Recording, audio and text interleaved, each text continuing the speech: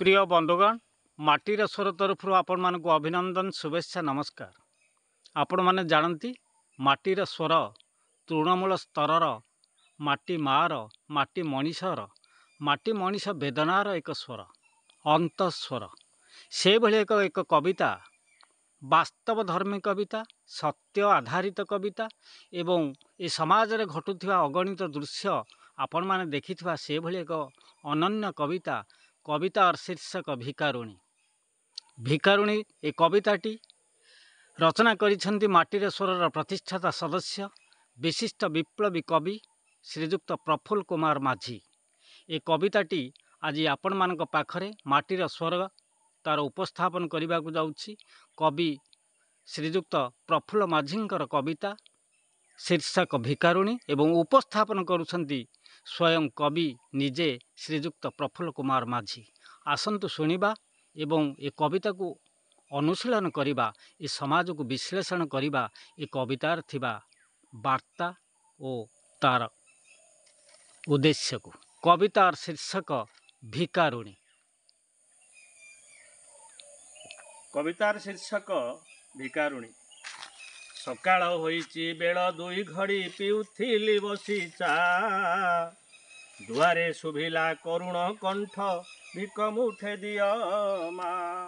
चा कप रखी गली मु दुआरे देखिली काखरे धरिता छुआरे, श्यामल रंग बेतस पराय क्षीर्ण ताहार दिह।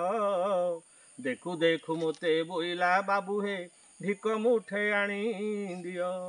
रस बरतन हातरे धरिची मिटी मिटी चाहे छुआ, चाउल अळप मुणाटी भितरे पाहाचे होईची थुआ। आवृत देहे मलिन बसन अतईळ केश शुभ्र दसन, करुणे बोइला 7 दिन हेला बाधकरे थिली पड़ी। पेट पाई घरू बाहारी आसीची कला छुआकू धरी, बुकु तले तार भरी थिला सते अनेक जुगर व्यथा।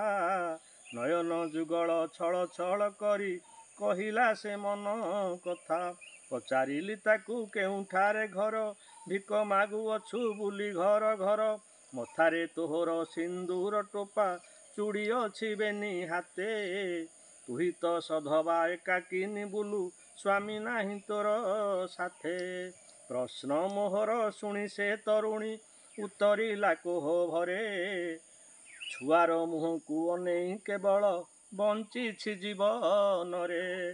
गाँ नाम मोर बिटल गाड़िया, गाँ मुंडे घर भंगा कुड़िया। 10 मास हेला दूर विदेश को सिए गले काम करी, गला दिन किछि बारता आसिनी दुखरे हेलिणी सरी। नेतांकर पाद बिकले धरिली सकल कहिली खोली, ऑफिसर पासे गुहारी करिली किपरि चलिबी बोली। सेही आशा मोर हेला पाणीगार, केवल आखिरे लोतकर धार। शेषरे धरिली चलिबा पंथा हीन भिकारुणी साजी, 12 गाँ 12 दुआर बुलुछि करम आदरी आजी। आहुरी आहुरी घोर आवेगरे बहिना लयनु लुह, बरतन थोई कानी पणतरे पोछिला आखिर आपणा मुह। दरद पूरित करुण काहाणी आबर ताहार सजल चाहाणी, मंथन कला बक्ष मोहर निर्बाक हेली क्षणे। एइमिति केते समाजे अछंती ये तो नमुना जणे, कंठ फटाई राष्ट्र प्रगति गीत गाउअछु सुखे। केते दिन आउ हस फुटाइबु दिनहीन जन मुखे, यौवन फूल बनरे बेदना बन्ही जलुछि प्रसारी रसना। केते दिन आउ प्रशमित हेब घोर नलर शिखा, केते दिन आउ हस्त पतेई मागिबु रे मुठे भिक्षा। सबुत मनीष सबुत देवता पुण्य ए धरा तले, काम्य आमर साम्य केतन उड़िब रे अबिरले। काम्य आमर साम्य केतन उड़िब रे अबिरले।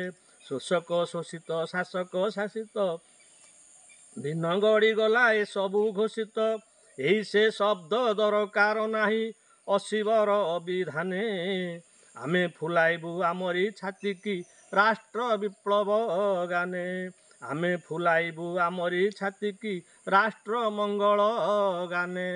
ଧନ୍ୟବାଦ। ବନ୍ଧୁଗଣ, ଆପଣମାନେ ଶୁଣୁଥିଲେ ଭିକାରୁଣୀ କବିତା।